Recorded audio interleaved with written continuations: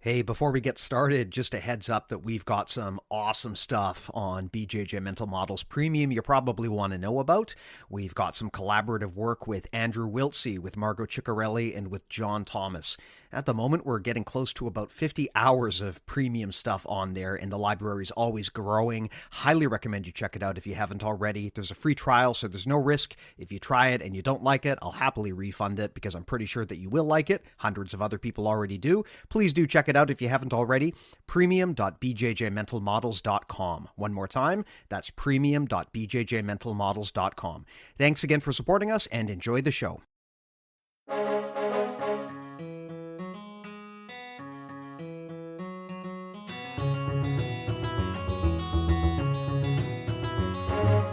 Hey, welcome to BJJ Mental Models, episode 195. I'm Steve Kwan.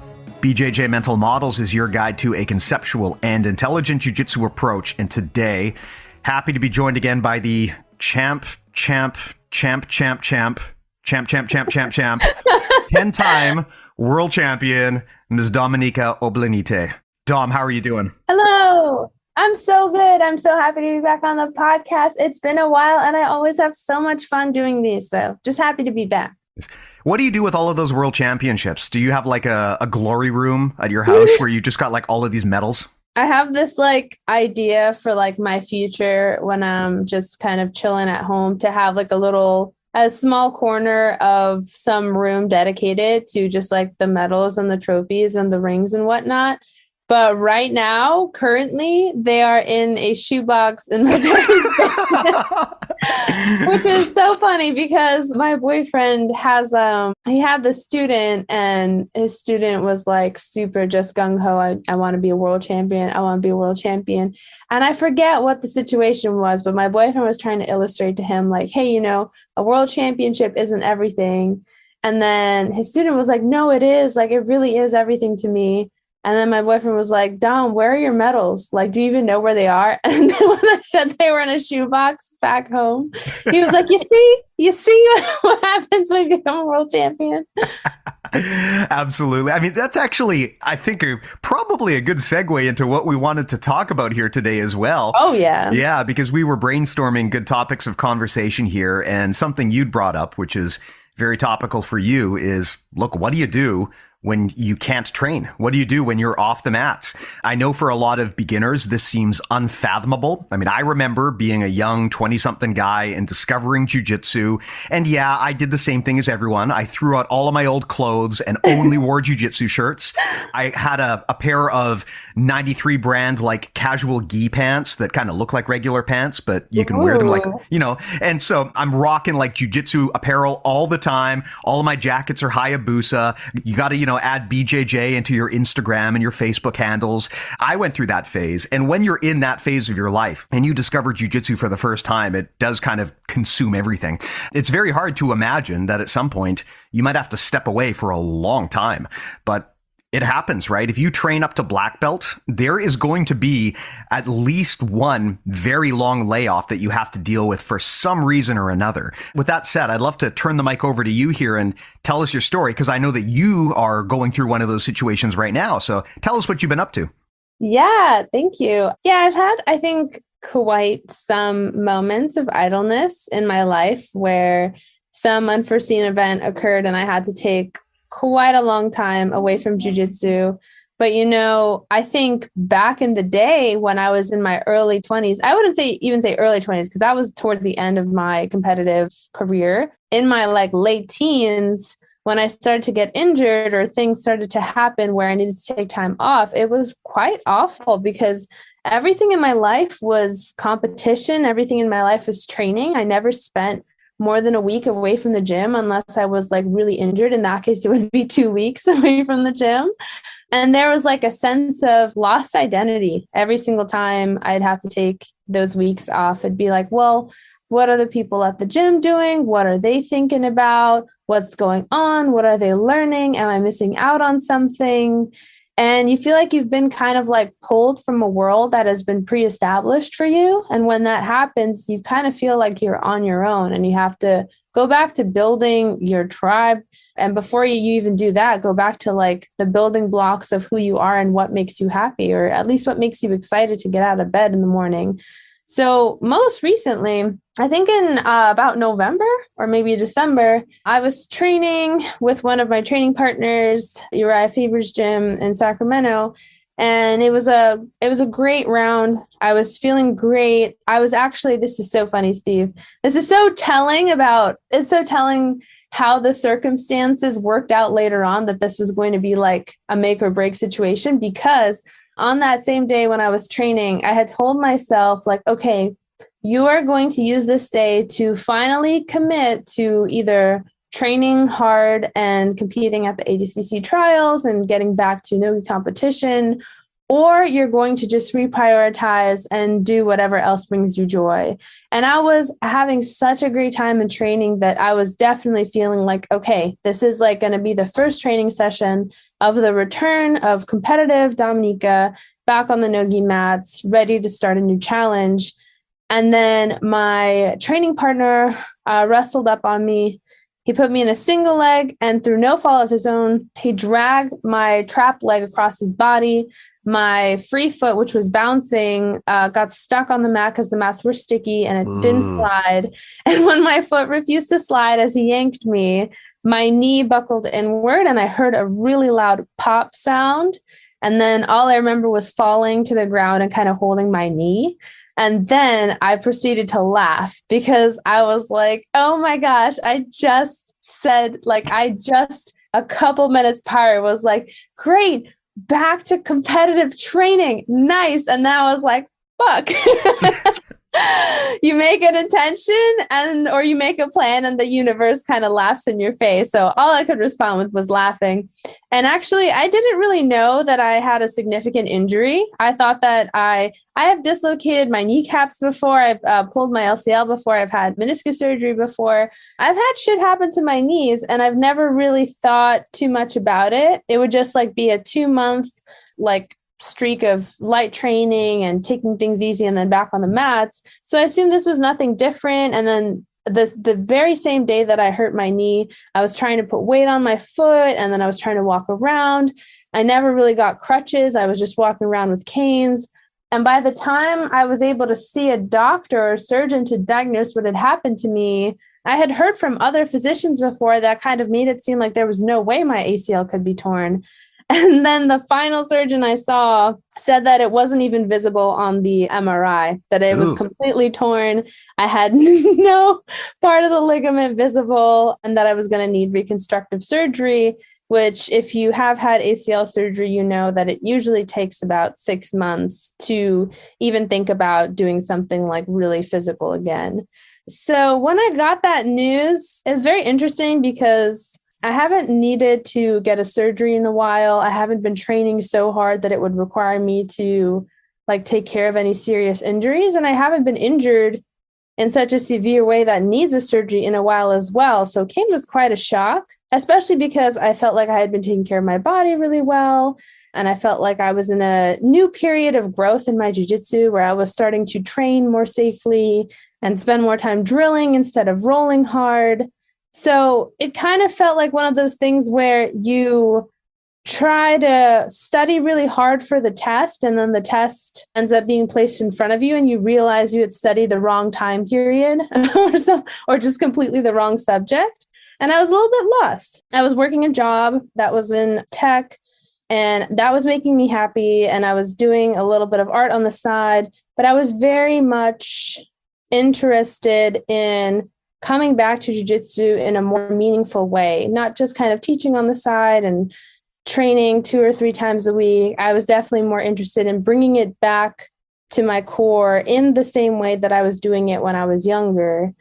And then at some point, I just kind of realized that the more I tried to pursue that, the harder the healing process would be for me. And maybe it was going to be a good situation for me to take time away from the sport and think about other pursuits. And I think when we're younger, we kind of allow ourselves to dream a lot. I remember when I was in elementary school in America, we had to do this little yearbook fill-in assignment. We had to write down what we wanted to be when we grew up. And I remember looking at that not too long ago because my parents had saved it. And a lot of kids in my class wrote down 20, 30 different career tracks that were all supremely different. And I kind of think that as we grow older and get more pragmatic, we throw things to the side and cast things aside because we assume we can't be good at something, or the time period to be good at something has passed, and to really work on mastering something has definitely passed because that takes years and years. But I really think that that's not pragmatism. That's not taking things in a rational sense or a logical sense. I think us kind of casting those things to the side is really fear-based because, as a lot of people know, and I know this myself, like starting something new is very scary. And being a beginner at something is really terrifying because you just have to fail over and over and over again. And you don't really have a blueprint until you fail. Your failure is the first step to you deciding what works and what doesn't work and what you're going to keep doing and what you're going to cast aside or throw away.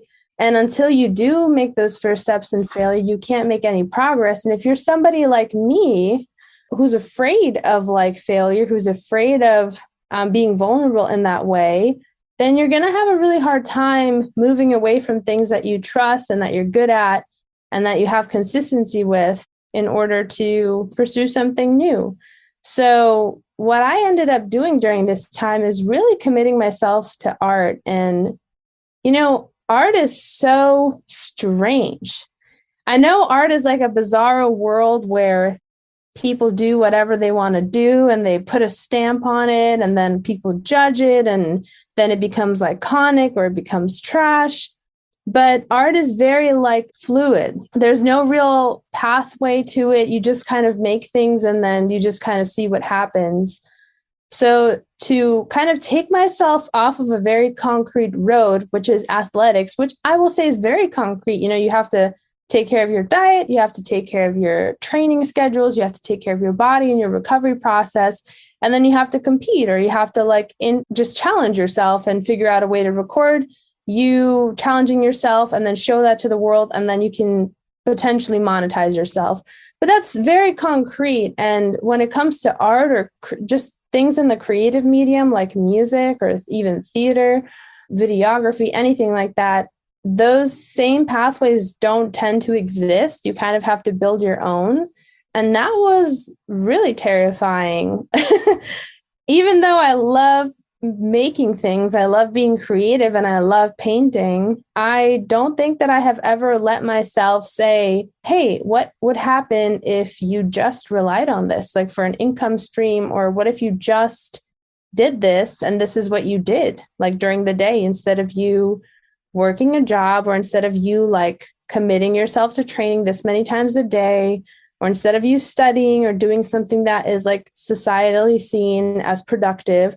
What if you just paint, or what if you just get creative? And I think that was really the first step to understanding how idleness kind of frightened me into being comfortable and accepting doing a lot of things that made me feel secure, but not necessarily joyful.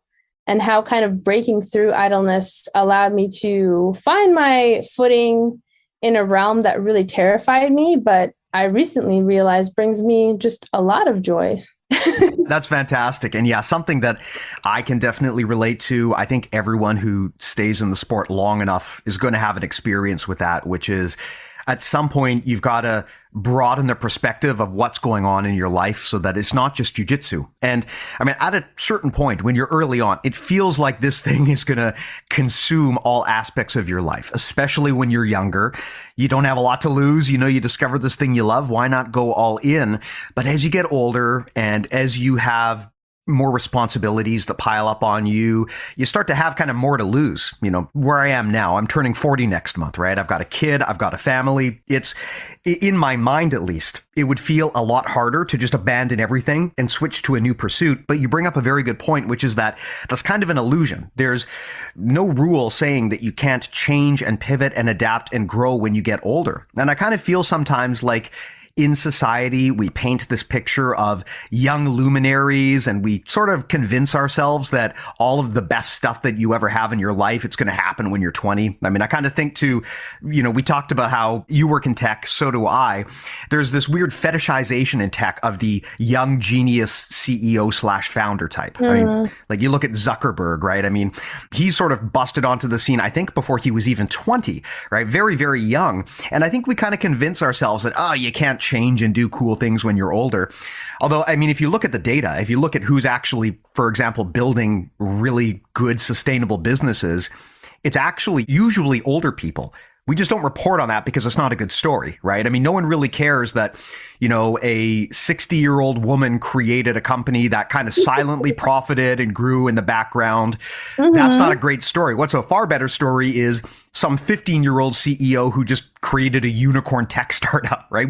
I think we kind of we fetishize youth in that way. And I think what happens then is as people get into the later stages of their life, they start to realize, shit, now what do I do? Am I too old to change? Am I too old to grow?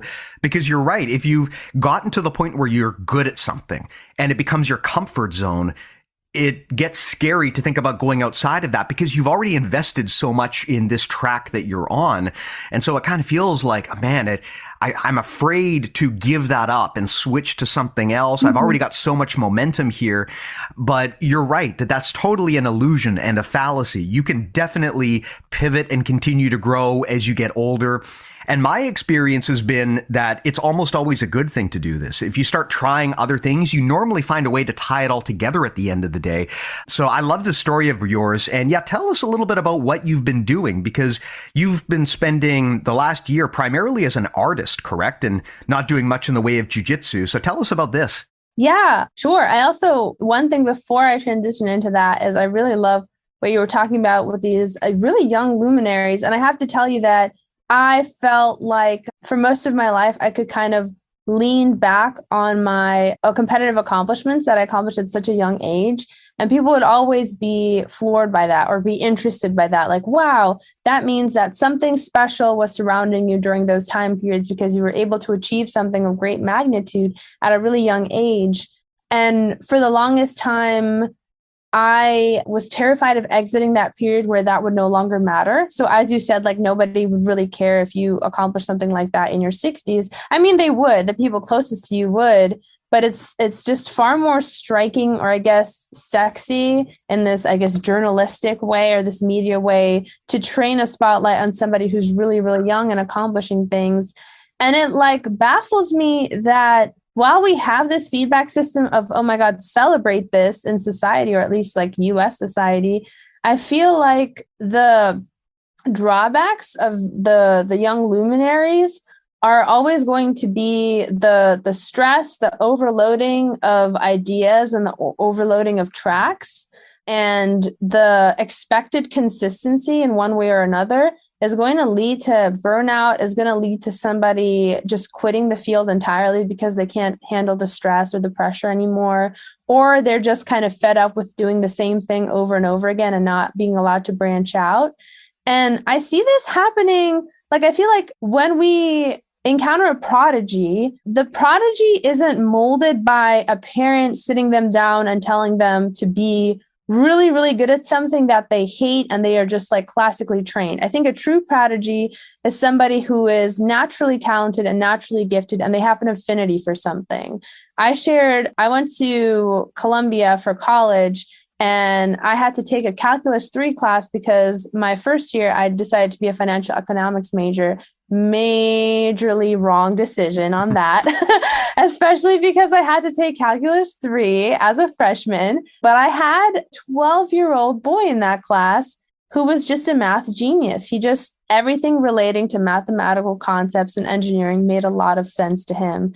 And that was kind of partially due to the way that his brain was wired, but also because he just was very interested in math. And I was never interested in math like that. And even if my parents had pushed me really hard to practice and study and Google tutorials and sit with a tutor, I don't think I would ever be as successful in math as that 12-year-old boy, just because he has that natural inclination for it.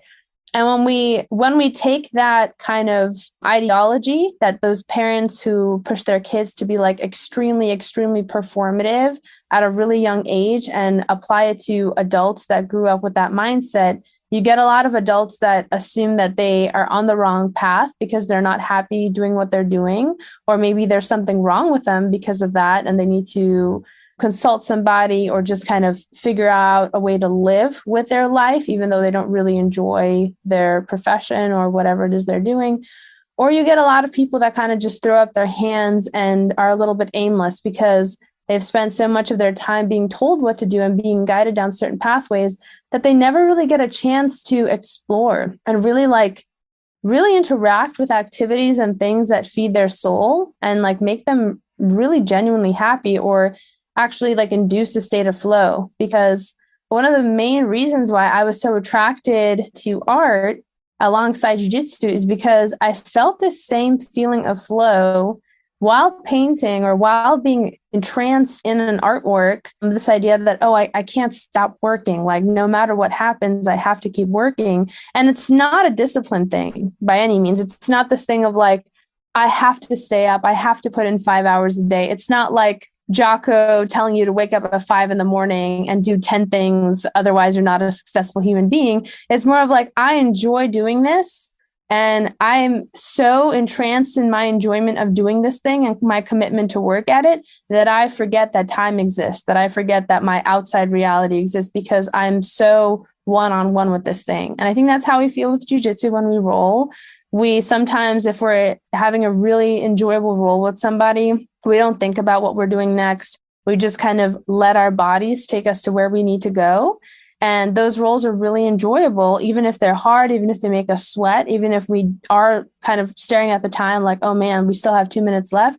It's still a state of flow because you kind of forget what it is that's happening. You forget that you're just reacting on instinct, or you forget that you're just reacting on muscle memory.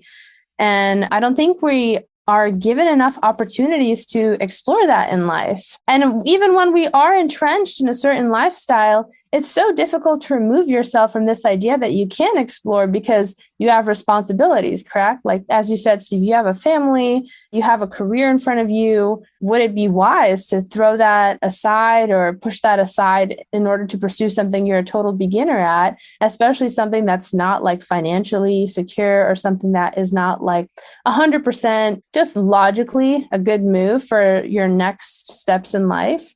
But I think we kind of have to, if we really want to live our lives to the fullest and enjoy the human experience for what it is, sometimes we have to do things that may seem irresponsible to the naked eye in order to find what really is like the truest state of flow and the truest state of joy, and then just kind of commit to that as much as we can or as strongly as we can in order to then become slow masters at it and then start to, make money or make some kind of foundation for ourselves off of it. It's fascinating that you bring this up. The timing is really interesting because on the prior episode, right before this one, our guest was Darren Connor DeAngelis. Mm-hmm. And he has basically just vanished off of the jiu-jitsu scene. I mean, he talked on the podcast about how for the last year, he basically hasn't even really been thinking about doing jiu-jitsu with any degree of seriousness anymore. He sort of parked that and moved over. And I don't know exactly what we're going to call this episode because I haven't launched it yet, but he talked about how he's kind of been having a bit of a jiu-jitsu existential crisis where he thought in the first phase of his life that he was going to be a pro jiu-jitsu athlete. He wanted to be a world champion. He wanted to give everything to this sport. And he's about 25 now. And he kind of realized that this pursuit was making him miserable. And he's sort of taken his foot off the gas. He's gone back to school in a completely different industry. And of course, jiu-jitsu is still very much going to be a part of his life, I think, but not in the same role where it is this driving competitive force. There are now other priorities in his life that he wants to explore. And he talked a lot about discovering things like mindfulness practices, things like what you talked about. I mean, flow is a real thing. It's not just some fancy word. There is a real science behind it.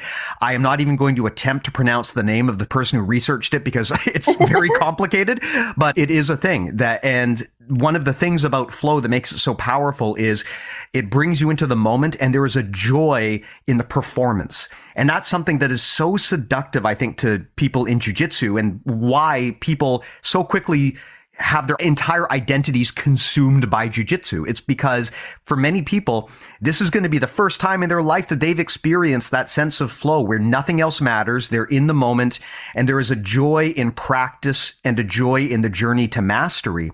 But then at some point, like with every romantic relationship, I guess you could describe it that way, at some point the passion fades a bit.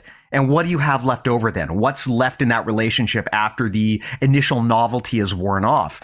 And for many people, especially young people who get into this sport, either whether it be due to their own choice to step away, or like you mentioned, a life circumstance, an injury or something that changes your priorities, I think everyone who trains jiu-jitsu will at some point have to go through that experience where they have to assess, okay, I need to reevaluate how this thing fits into the broader picture of what is my identity.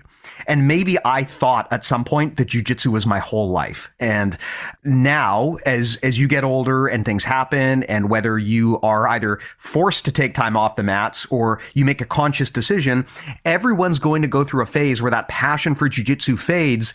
And what's left over? I mean, I went through this when I was at brown belt. I'd been doing the sport for so long, and I just kind of had fallen out of love with it. I'd gotten away from the things about it that I enjoyed. And I took a lot of time off because I just wasn't really having fun anymore. And this was aligned with when my daughter was born. So it actually worked out well because I could switch and I could focus on raising my kid at home and giving that my attention. Mm-hmm. And it wasn't until a year and a half later that I'd had enough space and enough distance from jiu-jitsu that I kind of came to terms with it and reevaluated what it meant to me and where it fit into my life. And that kind of rekindled my desire to go back. And when I went back, I did everything differently. I came in with a different mindset, and I enjoyed it so much more than when I was just obsessively focused on this sport. And I think that's part of the journey of jiu-jitsu maturity. I think we all go through that phase where we have to take our foot off the gas, and then we have to reassess, okay, what is this thing, and how does it align with my sense of identity, and what is the rest of my life going to look like, and am I happy with that? And I think that's such an important thing for all grapplers to think about consciously as they mature in the sport. Yeah, 100%. And I think there's something to be said about expectations, correct? Like if you have a specific set of expectations for where your jiu-jitsu journey is going to take you, obviously, as soon as you encounter roadblocks, you're going to be unsatisfied. And it's just by the nature of your expectations. And I actually had something very similar happening with my mindset. As soon as I kind of made a decision to be committed to art and make it kind of my top priority, I had this like immediate sense of dread, like, oh, well, first of all, is this a smart choice? Obviously, it's not a smart choice. If we're looking at things from this like pragmatic sense of the world, like obviously we should all be doctors and lawyers. We should all have gone to trade school and learned how to be our own electricians and plumbers. But that's not how the world works. Everybody has their different interests and their different talents. So I kind of had this conversation with myself, like, are you ready to do this? You are like nearing 30. I'm turning 27 this month. So like if it's going to take you another 5 years to like kind of break through a certain barrier that you have in your own artist identity, whether that means like having a network of people, having connections to a gallery, doing more impressive shows or creating better work, whatever that would mean. Like, am I ready to be okay with the fact that I will be kind of breaking through in my 30s? Is that something that is going to feel okay? Or is that something that's going to send me into panic mode and make me start to update my resume? And ask if anyone's hiring, you know what I mean? And then I had a conversation with somebody who is actually a professional artist, and that's how they make most of their income. And they've had a really, really great run at it so far and show no signs of stopping down. And what he said was that my expectations were aligned in a direction that were actually taking me out of being creative and taking me out of finding joy and passion within the art world. And this obviously can exist within jiu-jitsu as well. It's because I was kind of telling myself that I should have already been successful in the ways that I haven't been, or I should have already accomplished certain things that I didn't, that I felt like I was playing a game of catch up. And he said that the thing that I really should just be focusing on, which is so simple, is just to make work that is challenging and at the same time as it is compelling to myself and intriguing to myself, and to just continue making that work and continue being open about showing that work and expressing that work to the public like a true artist would.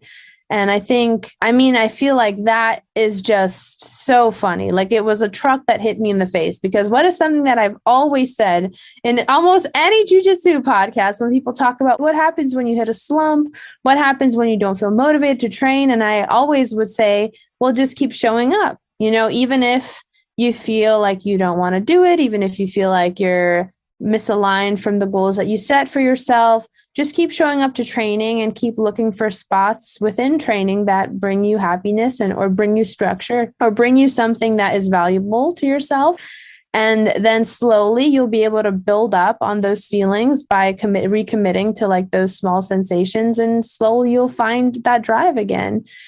And I could not believe that I had not transferred that advice for myself into a whole different realm. And I kind of realized that I've been so focused on undergoing a mitosis of like splitting jujitsu and art. It's not the same thing. It can never exist in the same place, even though mitosis is the splitting of one cell to make two identical cells.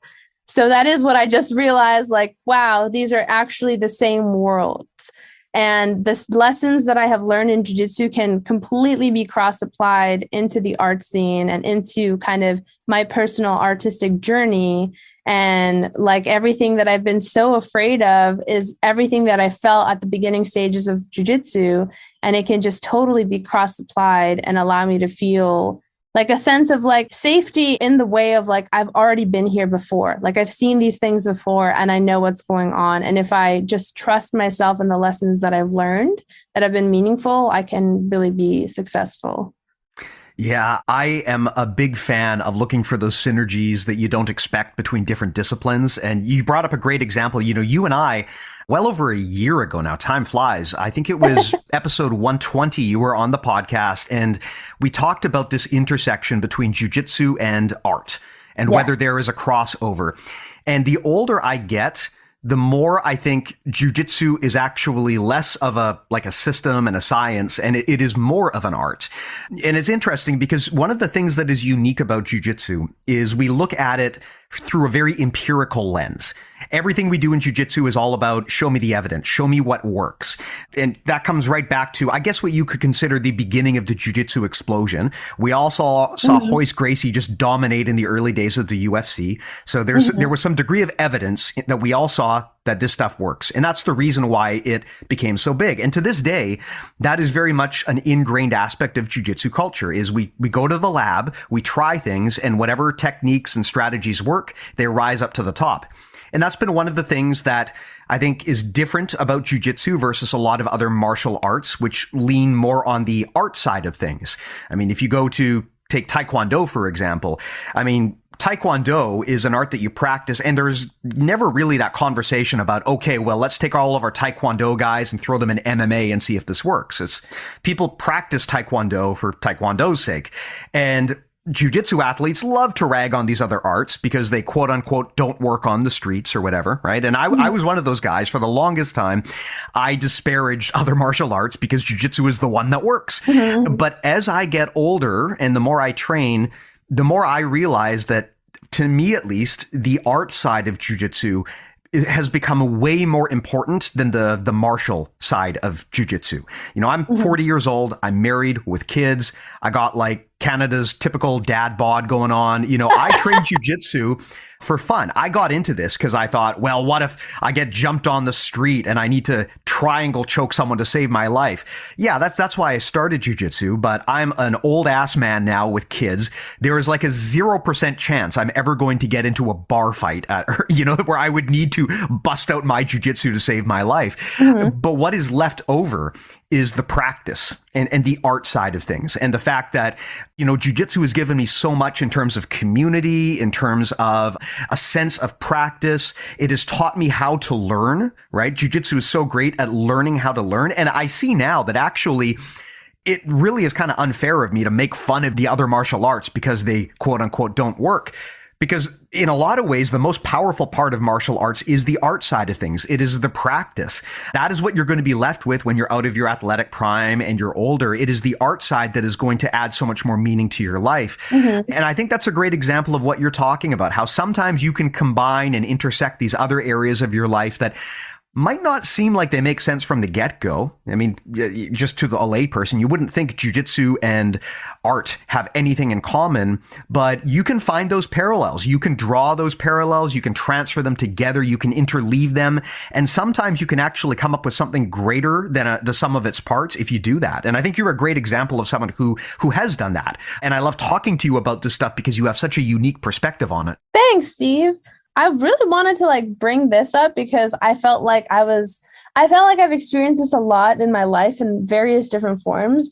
And I think it's something really beautiful when you discover it, but it kind of it's just one of those things that you're so blind to it until the thing actually happens. And then when it does happen, it's like, wow, like a weight is lifted and you feel like all the puzzle pieces have aligned. And it's like a really almost like spiritual feeling. So I feel like I've been living like a pretty casual life since the ACL surgery in terms of I had my routine with my job. I had my routine in terms of trying to find some consistency in working out. And then I was really committed to making time and space for art, which meant I had a temporary residency at a space in Sacramento. I had a group show that was very serious at a gallery in Sacramento. I started doing murals and I was finding a lot of great positive feedback from doing murals. And I never assumed that I would enjoy doing murals because I never really liked working in huge mediums. And I've never had experience painting murals or painting something that big or even doing digital art.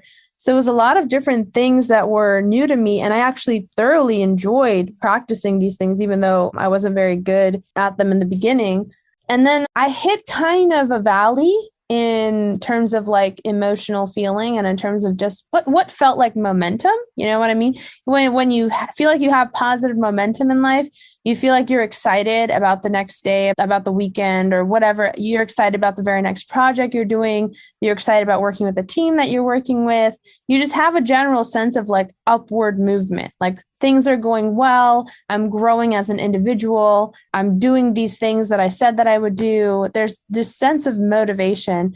And I was losing that. I had a really huge dip in my confidence and my motivation. And it was caused by a couple of physical things. One was I started to feel like maybe I didn't have a lot of faith that my role would continue in the way that it did because of a merger that we had with another company, which obviously kind of put job security on the line. But at the same time, I was already considering leaving because I felt like I was really just wanting to do something different. Another was, as I was working out, I noticed that a lot of old injuries came back up because of the way that I was working out, because I've had to replace certain exercises for others because of my ACL and start to weight bear differently. A shoulder injury came back that I had a long time ago that I think because of the way that I was weight bearing, it was just taking too much damage and too much impact. And I started to get a little bit frustrated in terms of not being able to work out and not being able to be physical. And then I just hit a slump creatively. I hit a slump in terms of I wasn't feeling very inspired to do anything. And then I ended up having a very interesting situation happen with my job where I was offered a buyout opportunity, a really nice, lucrative buyout opportunity just to leave the job or stay behind. And I decided to take the buyout. And then after I took the buyout, I kind of was just floating around, redoing my resume, looking at contacts and just being should I continue to look for work in a different field? Should I continue to look for work in my field? And the whole time I was just so deeply unmotivated and starting to hit a low depression. I didn't feel like I was interested in looking for work. I didn't feel like I was interested in looking at jiu-jitsu, exploring moves, or just even setting up seminars for the future. I just felt like I hit a really low point. And then I kind of had this idea. I actually had a conversation with somebody at a women's camp. I was part of the role model women's camp in Indiana. And I had a conversation with somebody who had turned her kind of life pursuit into a business. And she was like the primary business owner, and everything she was doing was for herself. And after I talked to her, I felt like I had a sense of where my pathway should go next, because my conversation with her yielded two things. One, understanding that if you are in charge of the thing that you are doing, whether it is you owning a business or you running a podcast or you deciding to create art and then market it, you are entirely in charge of whether that route will succeed or fail, and if you will reach success or failure.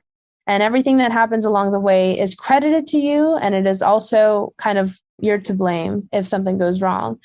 And that kind of like responsibility and accountability is beautiful, because it shows that if you put in the right kind of work necessary to find success in that project or that field, then you kind of like made it happen through motivation and through perseverance, but also through just kind of passion alone. And I realized that like I was missing all of that. I was missing the passion and I was missing the accountability.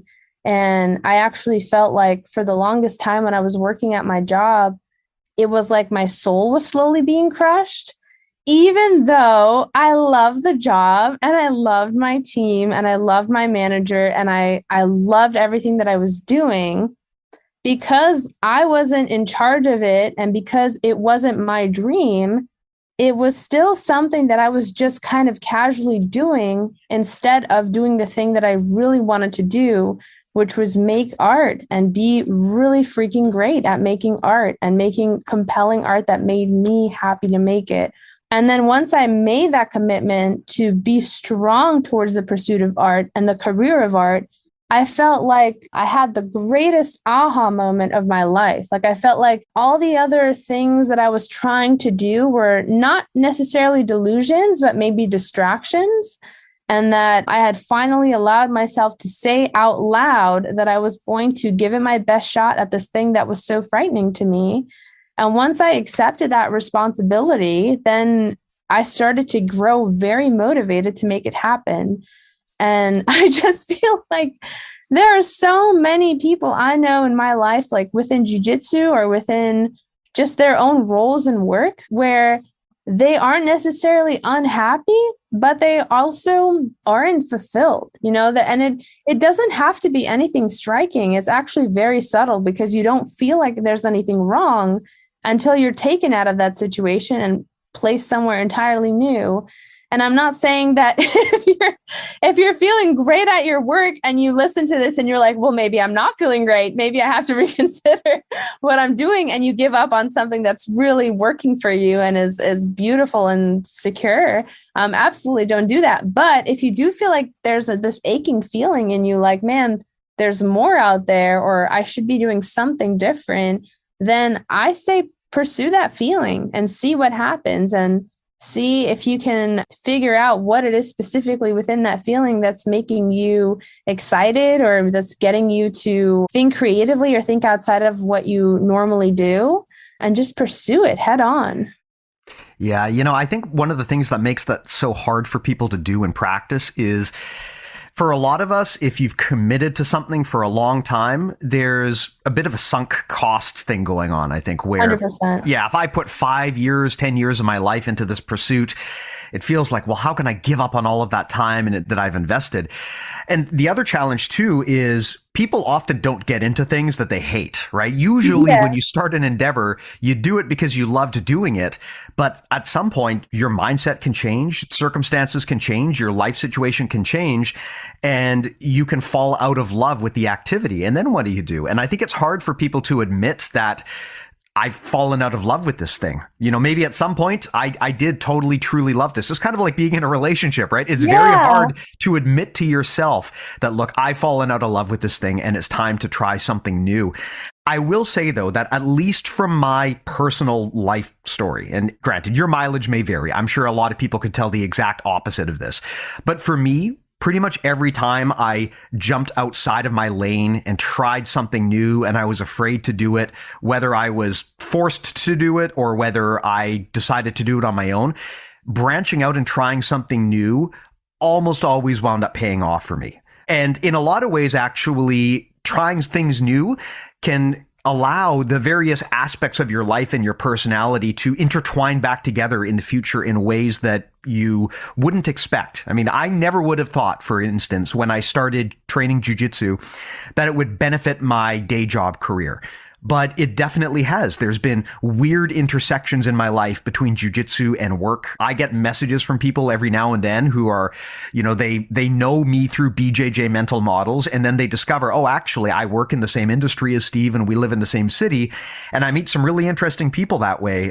I remember one of my sparring partners, 10 plus, I can't remember exactly how long ago, but about 10 years ago, I was the project lead at Electronic Arts. I built the web-facing aspects of their platform that when EA launched games, like there would be a web component, like the website part where you would go and you could actually buy it, and some of it would integrate with the game.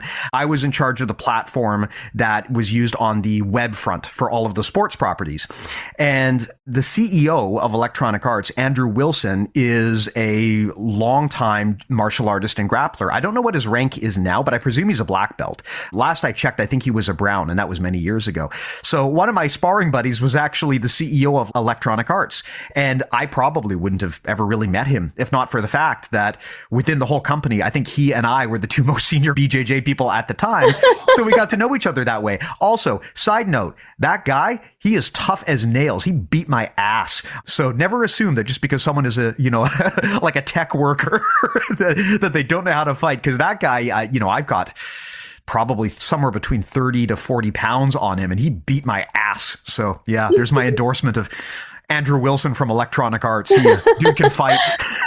But I never would have expected that, right? I went off trying jiu-jitsu thinking it was going to be this fun hobby, but having created BJJ Mental Models and networking and meeting so many interesting people out there, it is kind of intersected and benefited other areas of my life in ways I didn't expect. So all of that is to say that sometimes the most interesting ways to grow your BJJ game might actually be to step away and try something else, because it might come back and intersect with jiu-jitsu in ways that you didn't anticipate. Yeah, 100%, 100%.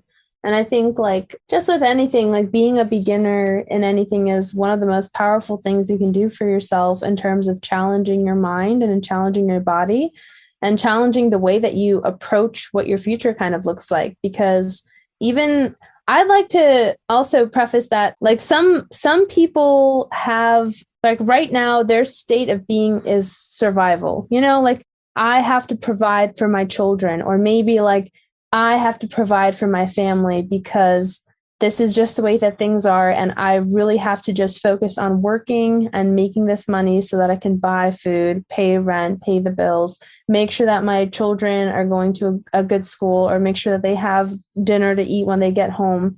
And I understand that when it's survival time, when it's time to just kind of commit to getting the things done that need to get done 100%, then that's what you have to focus on. There's no question about it. That is what you have to take care of first before you entertain starting something new, before you entertain what your problems in jiu-jitsu might be, why that guy is getting past you. That's what you have to take care of, number one.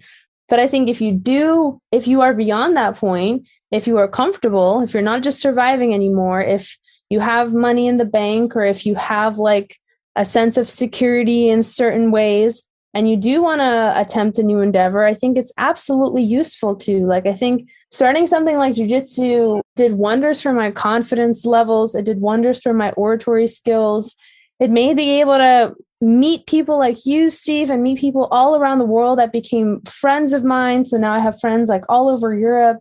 And those are all very useful side effects of jiu-jitsu that were just brought about by me kind of committing to something that I really sucked at in the beginning, that as I became to grow better at it, I began to gain experience that was worthwhile to people. And then I was able to be surrounded by people who found my experiences worthwhile to listen to. And that was beautiful and eye-opening and door-opening. And the same is happening right now with art. I just noticed that as soon as I spoke into existence that this is what I wanted to do, and this is the career path I wanted to commit to, I began to interact with people that were also curious when it came to art and also had backgrounds in jiu-jitsu, people that were wanting to collaborate, that were wanting to commission, that were interested in hiring me for murals, or even just talking about the process of making art. And I thought that when I opened up that to conversation, that a lot of people would fall off. I thought that a lot of people, like we talked about earlier, people have one-track minds. People can't digest jujitsu and art. People can't digest the tech industry and jujitsu. You know what I mean? It's one or the other for them. And like, if you start to overcrowd their brains, then you're no longer a person of interest in a certain field. And then they kind of drop interest towards you. But really the opposite happened. A lot of people began to come out to say that they actually really valued my art and they were really interested in what I was going to do with it later in my life. And I think that was extraordinarily surprising. And I feel like maybe this whole time, jiu-jitsu gave me this sense that I kind of knew what life was about, and I kind of knew how I was going to take care of my future and how I could take to be like successful at other things. And deciding to embark on this new adventure has actually shown me that I don't know anything, that I have a background in certain things that are going to help me. Like jiu-jitsu gave me discipline, which is wonderful for creativity, because once you have inspiration, all you need is discipline to commit to actually creating the thing. And jiu-jitsu gave me the strength to kind of be able to speak up, speak my mind, be vocal, and interact with people. And that is so useful when it comes to the art scene. It's so useful to make connections and contacts and meet new artists and share ideas and things like that. But also, I'm a complete freaking beginner at this stuff, like in some ways. In some ways, I'm going to have to learn some very big lessons for myself. And like, I just have to accept the fact that I really don't know everything that comes to either jiu-jitsu or art. And when you accept that, like, there's something really beautiful that happens where you start to try and look for lessons from every experience, every interaction, and every kind of human being that you meet. It all becomes one giant kind of melting pot of lessons. And those lessons are cross-applicable. And they also like just kind of make you feel like you're going in the right direction as a human being, because as you're learning and adapting to these new situations, you're just growing like exponentially. Yeah. Yeah. I can't tell the listeners enough how much it has changed my life to try new and different things. I mean, jiu-jitsu obviously was one of those. When I started jiu-jitsu, it was unlike anything I'd ever done in my life.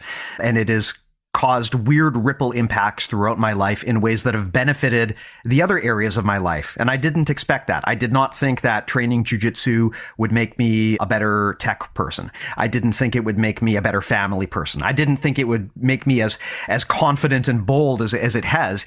And I've seen the opposite too, where other things that I've tried in my life have made my jiu-jitsu better in ways that I didn't expect. I mean, that is very much the crux of what BJJ Mental Models is. It's taking ideas of how to organize your thinking from other aspects of life and applying it to jiu-jitsu. And sometimes trying those new things, as scary as it can be, it can make significant impacts in your life in ways that you don't expect. So I guess, Dom, before we tie this up, if someone is in this boat where either due to their own reasoning, maybe they're falling out of love with jiu-jitsu or they just need a break, or maybe it was forced upon them, maybe there's an injury and they simply cannot train like what you experienced, what would you suggest to those people as kind of a step one? What should they do? What should they be thinking? Just wondering if there's any practices or thought processes you could recommend to help people in that boat. Yeah. Oh my goodness. Wow. What a great question, Stephen. I'm so happy that we're kind of ending with this one, because I think it might be the most important thing we talk about all day. I think that every single time I've been forced to set aside a goal in jiu-jitsu because of an injury, it has led to a depression period. And I will say that every single time the depression period has been prolonged because of my inability to allow for other things to come into my life and excite me, because I was so focused on jiu-jitsu. So my mindset was this, like, if I can't train, I'm not reaching my goals. If I'm not reaching my goals, I'm not progressing. If I'm not progressing, I'm like, everything that I'm working towards is just crap. Like, I'm crap. I'm a crap human. Like, I'm not working in the way that I'm supposed to, like very robotic language towards myself. And then if I can't do these things, then what am I left to do? I'm just going to kind of sit and mope and like kind of not like my life for a while.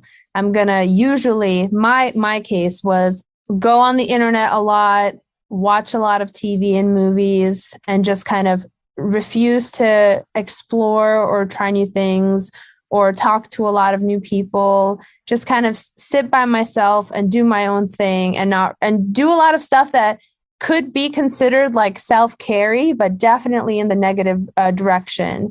I think what helped me this time around is I knew that this surgery was going to be a long surgery. It was going to be a long recovery process.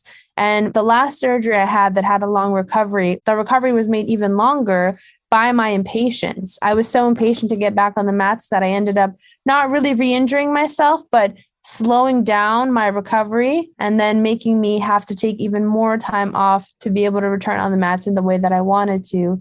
So I started to try new things. I started to read about topics that really interested me.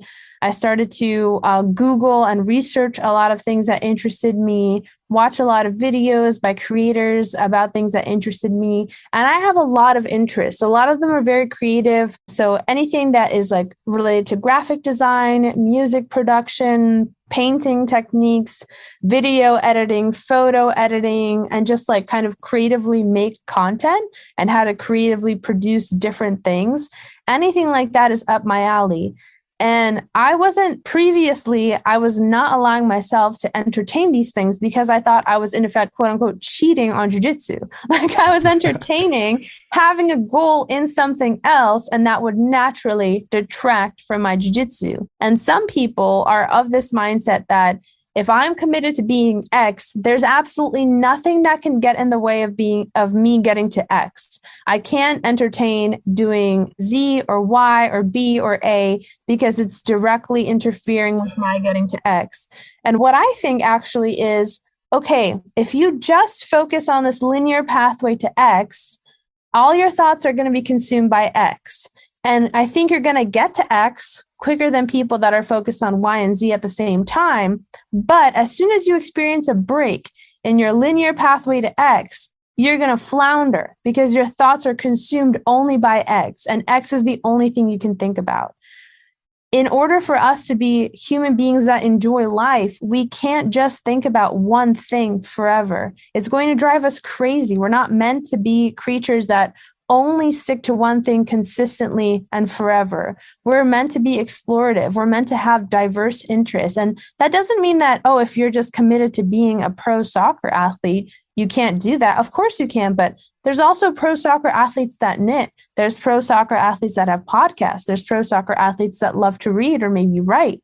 So there's all different kinds of hobbies that we can explore as well. So I think if you are sidelined and you've caught yourself in a situation where your pattern is only thinking about X, maybe start to see what else brings you some kind of joy. And that could be something that's related to X. Like if you are so obsessed with the jiu-jitsu that you can't imagine taking 6 months off of training because of an injury, but you will be forced to endure that, maybe look into studying tape. If studying tape doesn't interest you, maybe look into writing or considering new moves and seeing ask your training partners to try them out and see if that would work. Maybe think about playing jiu-jitsu related video games. Maybe think about creating something that is related to jiu-jitsu in the form of art. Or maybe you want to help your friends create jiu-jitsu videos, or maybe you want to start a jiu-jitsu podcast or a blog. If you are interested in the flow of jiu-jitsu, maybe start to look for other things in your life that bring you that kind of flow. I know for me, I really had to sit down and write down the fact that art brings me flow in order for me to be able to commit to it, because once I knew that it brought me flow, I knew that it was something that I could do for the rest of my life, because the feeling of flow is not only addictive, it helps you fuel progress in this way that it quiets down your mind and it allows you to really take stock of how you've been progressing in your life and what other things you'd like to do in order to live a more joyful life, let's say. So that's what I needed to do. And I really think that if you just kind of commit to this one consideration of a thing, it's going to be very miserable for you if you end up ever having that thing taken away from you. And I really just feel like life is meant to be experienced in a quality way. It's not meant to be endured, or it's not meant to be this is the pathway that I have to take. This is the amount of money I have to make. These are the things that I have to do. Absolutely. It's meant to be something you're enthusiastic about. And if you are not enthusiastic about your life, then maybe it's time to start thinking outside of the box in terms of what you're doing right now and start to entertain different options for what you really want to do. And I understand that that's very difficult and very scary. And not all of us are in a position to be able to make choices that take us away from where we are right now.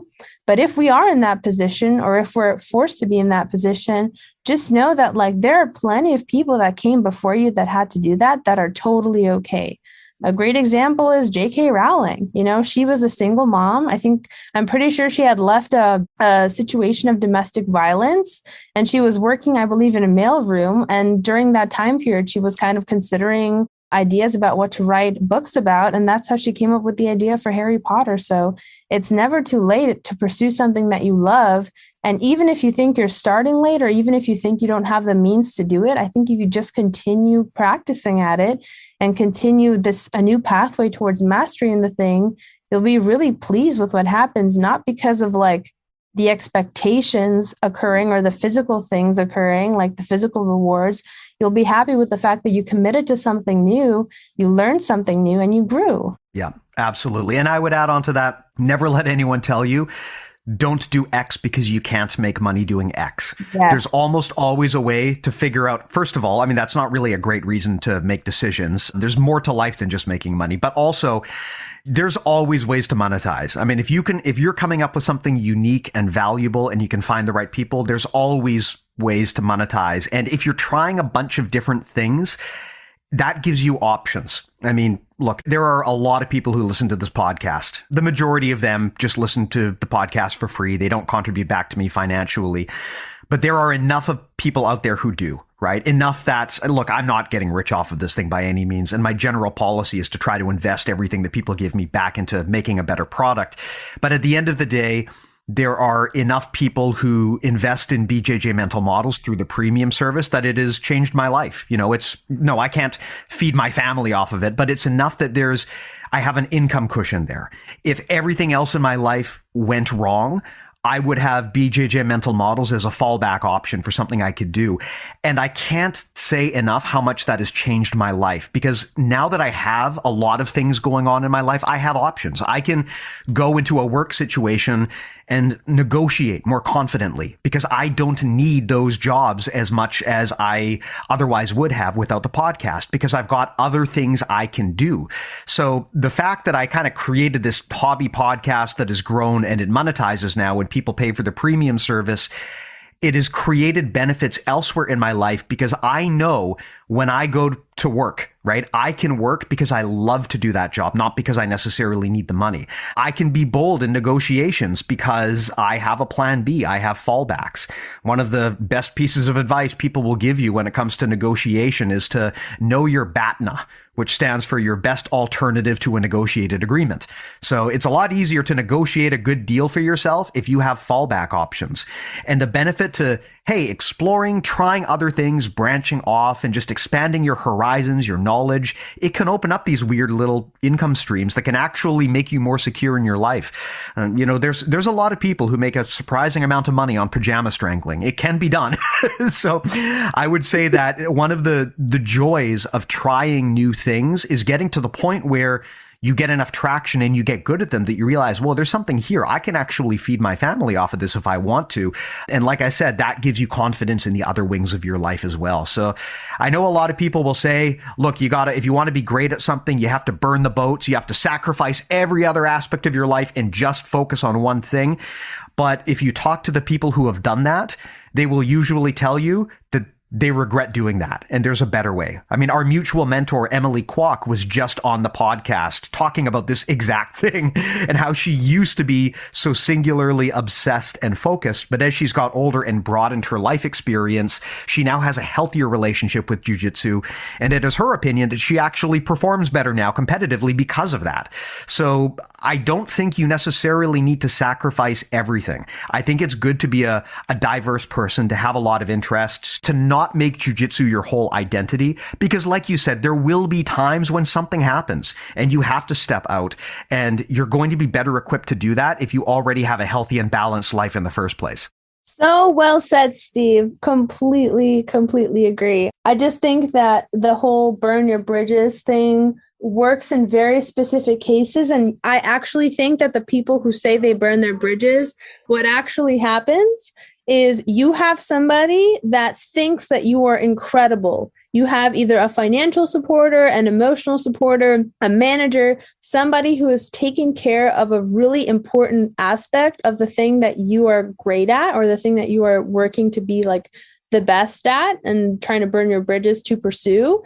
And they will take you to where you need to go, and you will not need to do that extra work. And in fact, that is not burning all your bridges, because you are not doing all the work yourself. You have somebody that is helping you and accommodating you through a very difficult path to navigate. So I think even if you have to work a 9 to 5 and then a 5 to 9 to pursue your dream, you will have the lessons of the 9 to 5. You will have the lessons of all the other things that you do alongside of your life to help you. And you will have all those people that you have access to through those other formats, through those other interests, through those other paths that will help get you to where you need to go. Right. Well, hey, on that note, Dom, on the note of other interests and other pursuits, I know you're on a journey to paint every wall in America. Tell me about this. Tell me about what you're working on. And also, I mean, tell me about whether that's a service that you can provide to gym owners, because one of the things, like if you want to have a really sweet looking gym that's going to get customers to convert and to stay there, one of the best ways to spruce up your gym is wall murals. You see this a lot now in jiu-jitsu. Tell us about this, about what you do here. And I mean, is there a possibility that if someone needed that kind of service and they wanted a 10-time world champ to decorate for them, how do you go about doing that, and where can people reach you? 100%. If you are any kind of small business owner, or any kind of person that can write grants for your city, or any person that has a blank wall that is in desperate need of beautification or aestheticism, please reach out to me. Let me beautify your walls. Let me paint them. We can come up with a concept that works for you as the person that is looking at this wall for the rest of your life. And me, the artist who is just like gearing up to start a new project and be creative in a way that also suits your needs.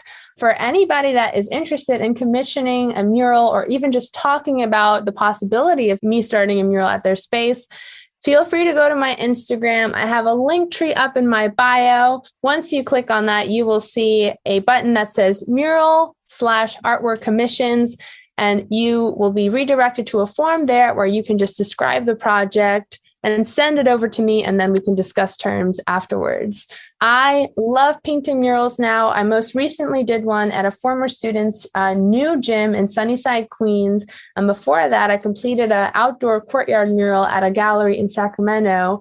And even though those were really tough jobs and physically stressful, they brought me so much joy. And it's something that is public and will bring like a new energy to a space. It will really liven a space up, bring new eyes towards it, and it will be something that you guys can kind of have in your pictures to just beautify and amp up the space. So feel free to hit me up there. If you're curious about any of my art stuff, on that same Linktree page, there's a little button that says art page, and you can peruse all the paintings and projects that I've done, and you can just see how my art journey is evolving.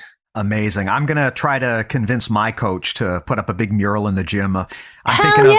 Yeah, you know what I'm thinking? I want a giant mural of Horton Gracie doing a buggy choke on a tiger. That's what I want. Steve, I would hate to draw that, but I would love to do it for your gym specifically. Like, no amount of money would make me want to paint that, except if it was for Steve Kwan and his gym. Well, and seriously, though, I'll put the links to the show notes. I always try to do that. So if you want to contact Dominyka, or also understand why you should hire Dominyka, I'll put those links in there. I know, Dom, that you post a lot of your work on your Instagram. And I think once people get an idea of what you do and how you do it, they'll probably be interested in getting some of that sweet artwork. So I will put those links there. And if anyone's listening, just go into the show notes. The links will be there. Tap them, and then off you go. You can talk to Dom. I should also say that on this note of having a balanced lifestyle, we talked a lot about this with various people on the podcast. We recently had Nick Perler. He's the head of the Perler Wrestling Academy in Missouri. It's, to our knowledge, it's the biggest academy of its kind in the States. And he is a specialist in competition mindset. And he's talked a lot about this. I mean, if you're into wrestling, usually that is a very, very young person sport. You kind of do it when you're, a teen and maybe into your early 20s. You tend not to have people competing in wrestling at 40 and 50, like in jiu-jitsu, which kind of goes throughout your life. So Nick has a lot of experience training young people who don't have a broadly focused life. He's actually doing a premium series with us where we're unpacking this. And he talks a lot about exercises you can do to kind of map out the what ifs and map out your life. And part of what he tries to do is teach people, look, you're going to have an amazing life, right? You can take control and have a great life. Yeah, you want to go in and compete, but you want to enjoy it. You want to have a good time, and you want to understand that your personal worth is not tied up in whether or not you're a world champion, right? You can do that endeavor, and you can work hard and enjoy that endeavor and still not make it so all-consuming. You can still have a balanced life. And he believes that doing that is actually one of the keys to peak performance, coming up with that way to balance your mindset. That's probably actually as good a time as anything to plug it. So we've got this massive competition mindset series we're doing with him on Premium. If anyone out there wants to check it out, best way to do it is go to bjjmentalmodels.com and sign up there. There's a free trial, so you can check it out at no cost. And actually, on the topic of that, Dom, you and I have a competition series that we did on there as well, unpacking. Yes. Yeah, unpacking all of your experiences on how to compete at high levels, how to deal with the kind of crushing emotional pressure that comes along with that. I think that there's a lot of good that we can do to help athletes have a more balanced lifestyle, especially when they're younger. So there's a lot of materials out there. If you are currently struggling with that jiu-jitsu obsession and you're kind of having that crisis of confidence, I would highly recommend checking out Premium. Again, that's bjjmentalmodels.com. Free trial, no risk. Please do check it out. Helps the show, helps me. Love you guys. Thanks a lot. And with all of that said, I think that's probably as good a time as any to tie things up. But Dom, thanks again so much for coming by. I always love having you on here. Fantastic chat. I really love unpacking this stuff because this is the kind of thing over the long term that I think makes the most difference in people's lives. So great conversation. 100%. Thank you so much, Steve. Thank you, everybody who tuned in to listen and continues to listen. Appreciate y'all. Absolutely. Same here. Thanks to everybody. And as always, we'll talk to you next time. Take care.